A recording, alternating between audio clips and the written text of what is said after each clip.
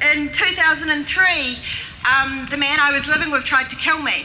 I'd been in an abusive relationship with him for quite a few years before that, and I'd never asked for help. I was living in fear. I was too scared to ask anyone. I was too shamed and embarrassed to tell anybody what was happening to me. There was nobody out there saying it's not okay. There was nobody telling him, fuck dude, don't do that, pull your head in. Nothing like that.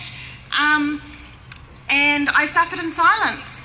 And now, years later, I've healed myself, but there are so many women that are still living in pain, that are living in fear every single day, and I will stand here, I will stand throughout the country and raise my voice for them. 50% of all homicides in New Zealand are domestic violence related. They are perpetrated by somebody that has said that they loved them. And out of that 50%,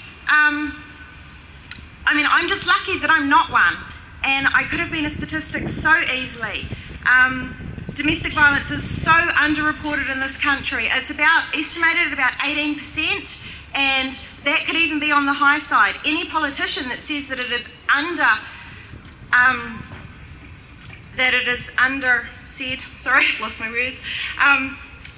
is part of the cycle that is perpetuating this violence. Victim shaming and victim blaming is stopping women from coming forward. It is stopping them from standing up and saying that they need help or asking somebody to help them. And victim blaming perpetuates the cycle of protecting the perpetrator so that they can get away with it. And then what happens when these amazing and strong, courageous women come forward and they stand up and they go to court and they go through all of the procedures, and then the judicial system just gives him a slap on the wrist and sends him back out because you couldn't prove it beyond a reasonable doubt that he raped you 5 times on Tuesday.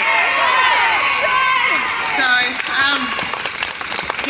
I will lend my voice to any woman that needs it. I will stand here and I will take this to the government. They need to change. This needs to come from a policy level, from a government level.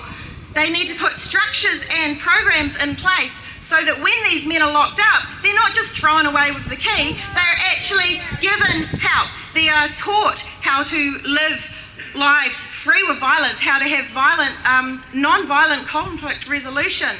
These women coming out of these relationships need help, they need support, they need access to free education.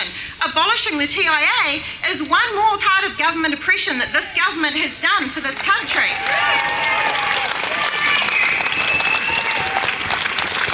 These women need to be supported, they need to be helped, they need to be guided, and they need funding.